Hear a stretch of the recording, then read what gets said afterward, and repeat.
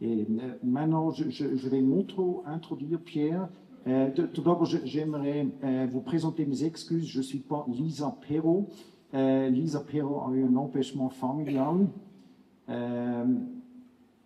Et c'est pour cela que c'est maintenant à moi de parler de la nutrition. Je ne suis pas du tout un spécialiste de la nutrition et mon approche, c'est un peu différent. Hein. Alors, moi, j'aimerais surtout vous raconter un peu l'histoire de la nutrition dans le passé avec maladie inflammatoire qui était probablement très longuement sous-estimé l'importance de la nutrition, notamment par les médecins. Ça, c'est aussi un certain autocriticisme.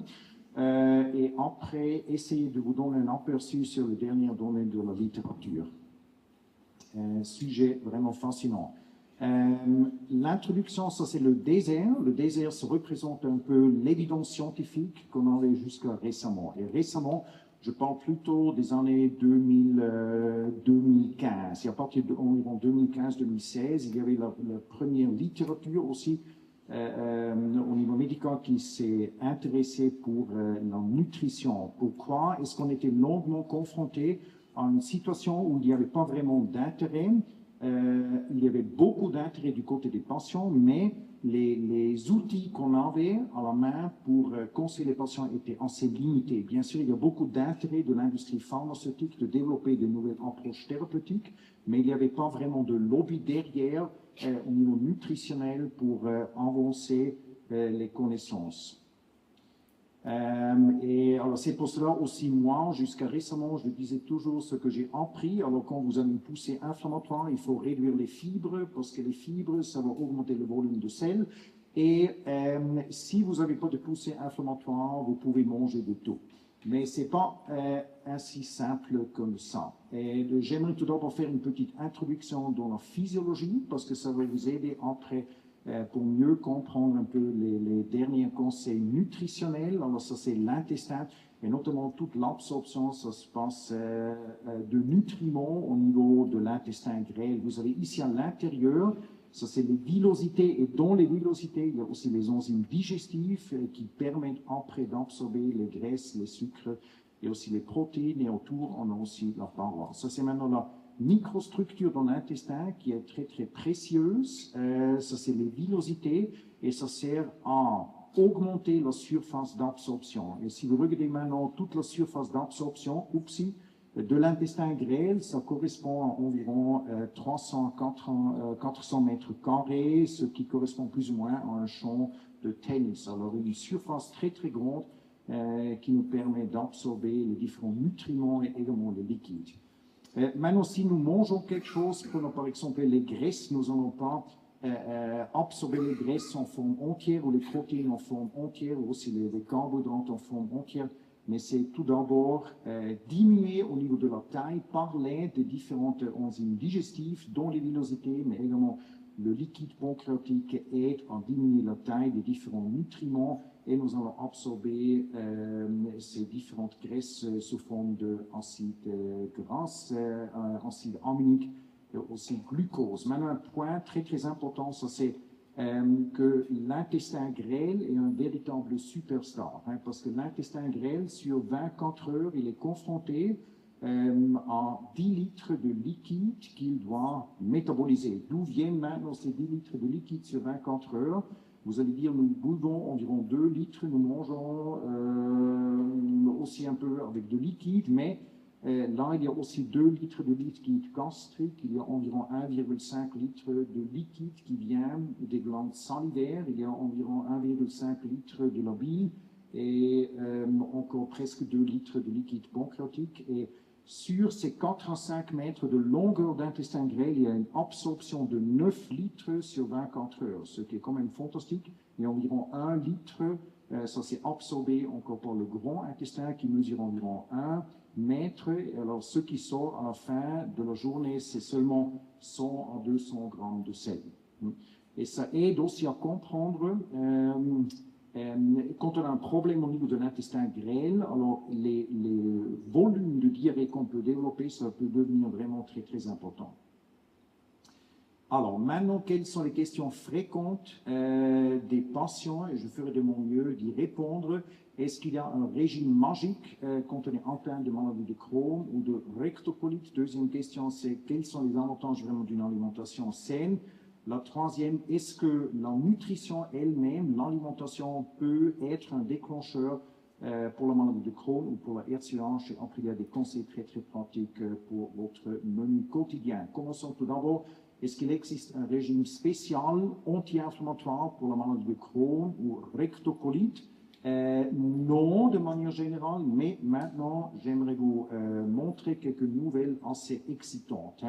C'est notamment les collègues de l'Israël qui se sont fortement investis dans le développement de certaines diètes anti-inflammatoires, pas tellement pour les patients atteints de la rectocolite, mais surtout pour les patients d'une maladie de Crohn légère à modérée. Alors, ce n'est pas les formes typiquement que vous allez traiter avec les médicaments biologiques, mais plutôt les formes légères. Et la diète qu'ils ont développée, ils appellent ça Taste and Healthy Diet. Qu'est-ce qu'ils font avec cette diète? Ils évitent tous les aliments hautement processés, le gluten, la viande rouge et aussi tous les produits laitiers. Il était capable de montrer dans une population plutôt jeune qu'en effet, les patients qui suivaient cette diète Taste and Healthy, il y avait un effet anti-inflammatoire. Et ça se voyait au niveau des symptômes, ça se voyait également au niveau de la calprotectine et ça se voyait également au niveau de l'ultrason. Ça, je trouve déjà remarquable. Après, j'aimerais vous présenter une autre étude un peu similaire, mais pas exactement la même chose du Maroc, où on a évalué une population de presque une centaine de patients qui étaient tous traités avec un médicament, mais qui étaient comparés par rapport à un questionnaire nutritionnel. Et alors, les patients devaient répétitivement dire qu'est-ce qu'ils mangent, et à la fin, on a fait l'analyse. Les patients qui mangeaient beaucoup de menus type McDo, il y avait nettement plus de problèmes au niveau poussée inflammatoire, qualité de vie diminuée, qualité de sommeil diminuée, plus fréquemment aussi des hospitalisations. Et les patients qui étaient fortement adhérents à une diète type diète méditerranée, là, ça allait nettement mieux. Alors, moins d'activité inflammatoire, meilleure qualité de vie, moins d'hospitalisation. Ça, je trouve de nouveau remarquable. Alors, il y a quand même maintenant un peu d'évidence qu'il faudrait plutôt manger comme les Italiens, disons comme ça, pas trop d'alcool, pas trop de viande, notamment pas de viande rouge, et surtout éviter les aliments hautement processés, bien sûr, aussi éviter la fumée et l'alcool. L'alcool est potentiellement dangereux, ça s'est aussi montré dans des modèles de souris. Alors quand on donne de l'alcool de forte concentration aux pauvres souris, ça augmente la perméabilité au niveau de l'intestin des souris et ça rapproche alors les bactéries au système immunitaire qui peuvent après déclencher une inflammation.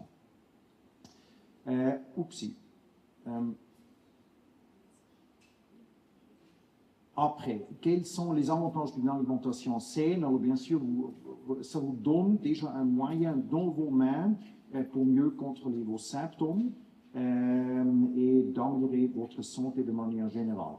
Maintenant, une question que je trouve très intéressante, c'est est-ce que l'alimentation, est-ce qu'on peut considérer ça maintenant comme un facteur déclencheur pour la maladie de Crohn ou pour la rectocolite? De nouveau, l'évidence est un peu dans les zones grises. Nous savons qu'il y a 3 piliers importants pour le développement des maladies inflammatoires. Tout d'abord, la génétique, ça vous ne pouvez pas changer. Après, il y a le microbiote et après, il y a aussi l'environnement. Et maintenant, j'aimerais vous montrer un peu de l'évidence. Alors, comment l'alimentation peut influencer le microbiote, mais également, l'autre côté, mais pas la génétique. Ici, du côté gauche, vous avez maintenant comme un schéma, comme ça se présente au niveau de notre tube digestif. Vous avez ici, dans l'état sain, les microbiotes. Là, vous avez le mucus protecteur, et là, vous avez les cellules de l'intestin, et là, vous avez les différentes cellules inflammatoires. Ce qui est décrit dans les patients avec maladie de Crohn, c'est que cette mucus protecteur est réduit de taille, ce qui permet alors aux microbes des selles de se rapprocher au système immunitaire, ce qui aide après à déclencher une inflammation chronique. Et la diminution de ce mucus peut également être en lien avec les lave-vaisselle, les détergents là-dedans qui peuvent avoir un effet sur l'épaisseur. Pour les patients avec rectocolite, image un peu similaire aussi là, ce qui était décrit, c'était diminution de l'épaisseur du mucus protecteur. Maintenant, comment la diète peut influencer l'activité du système immunitaire dans le tube digestif? Alors, ce qu'on a pu montrer, c'est qu'une diète très haut en sucre, notamment les sucres raffinés, ou aussi une diète pauvre en fibres, ça s'est associé avec une réduction de l'épaisseur du mucus. Si vous avez de nouveau une diète pauvre en fibres, mais haut en concentration de graisse ou de gluten, ça peut réduire les cellules utiles qui s'appellent les cellules régulatoires. Après, on a parlé déjà des lave-vaisselle qui peuvent avoir un effet sur l'épaisseur du mucus et ainsi influencer aussi la perméabilité au niveau du tube digestif. Alors, apparemment, l'alimentation peut jouer un rôle aussi sur le fonctionnement du système immunitaire, mais ça va encore plus loin. L'alimentation peut également jouer un rôle sur le microbiote intestinal. Alors, on peut augmenter, oui, probablement. On a dans nos mains, dans le futur, des moyens afin de retrouver la balance intestinale. Maintenant, les conseils très, très pratiques sur le menu, ça, je vais faire relativement vite parce que ça, j'ai copié-collé directement du site des patients de ma vie avec Mickey. Ce qui est recommandé en principe, c'est alimentation équilibrée. Tout va vers une diète méditerranéenne. Pas boire trop d'alcool, répartir les différents aliments sur plusieurs fois, bien marcher, se prendre le temps nécessaire, etc. Éviter la viande rouge, éviter surtout les aliments hautement processés, transformés. Ouais.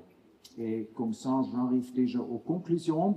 Retenez s'il vous plaît, il y a 3 piliers majeurs pour les maladies inflammatoires. C'est d'un côté la génétique, ce que vous ne pouvez pas vraiment changer. Après, il y a le microbiote intestinal. Et après, il y a aussi le système immunitaire du tube digestif. Apparemment, l'alimentation peut influencer le microbiote. L'alimentation peut également influencer le microbiote. Et moi, je trouve ce sujet très, très fascinant. Alors, on n'est pas encore là où on pourrait maintenant proposer des diètes anti-inflammatoires spécifiques et dire que ça suffit probablement pour traiter les maladies inflammatoires, mais comme moyen, à côté du médicament, je trouve ça très, très encourageant avec cette évidence en croissance. Et je finis avec cette...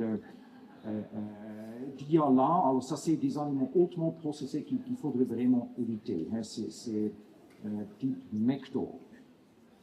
Ça c'est encore pour votre balance psychologique que je vous montre quelque chose de sympa et je me réjouis de pouvoir discuter des questions, hein. Mais l'imitation, je ne suis vraiment pas un nutritionniste, hein, mais j'ai essayé de vous donner un aperçu sur l'évidence qui s'approche sur ce sujet.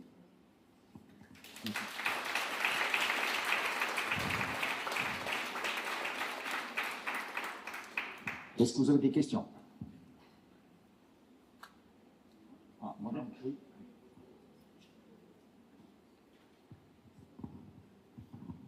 Merci. Je trouve juste intéressant quand vous dites pas McDo puis un régime méditerranéen, mais il me semble que ça s'applique à beaucoup d'autres maladies aussi, comme choses comme le diabète, l'obésité, l'hypertension, tout ça. Donc c'est plus général qu'une alimentation type méditerranéen et de la santé globale, non? Oui, bonjour. Vous avez cité 2 fois le lave-vaisselle. C'est quoi la problématique? C'est le produit que vous utilisez pour laver les vaisselles. Alors, les produits, oui. Parce que là-dedans, il y a des détergents. Et les détergents, ça aide à nettoyer nos verres, nos plats. Mais quand il a des résidus, vous ingérez ça, et ça s'était mis en relation avec une diminution de ce mucus protecteur. Et ce mucus protecteur, ça sert à garder une certaine distance des bactéries dans les selles du système immunitaire dans l'intestin.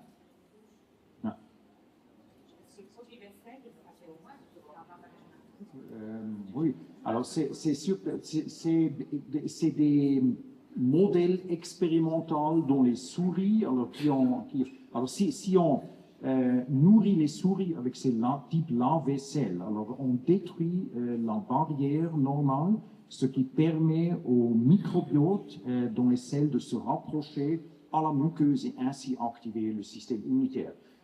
Ce que je ne veux pas du tout dire, c'est de plus utiliser les lave-vaisselle. Hein. C'est pas du tout le message, mais le point que je voulais faire, c'est apparemment l'environnement, mais surtout c'est les produits à lesquels on est confronté dans notre environnement peuvent avoir un impact aussi sur le fonctionnement du tube digestif. Et je voulais encore faire un deuxième point, c'est concernant le temps avec lequel on introduit une nutrition saine. Il y a même des études maintenant, c'est de la Norvège, où on a évalué l'alimentation des jeunes bébés. Hein. Et quand il y avait une alimentation riche en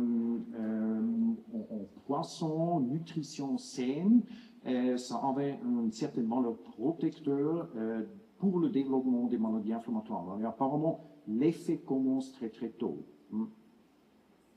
Ouais. Alors, moi, je trouve excitant que finalement, il y a maintenant les groupes de recherche qui s'intéressent pour ce sujet. C'est pour ça que j'ai dit aussi de manière autocritique, hein, il y avait beaucoup de patients que je devais probablement frustrer parce qu'ils me posaient la question, mais qu'est-ce que je peux faire mieux au niveau de notre alimentation? Et il n'y avait pas vraiment grand-chose à conseiller pour les patients.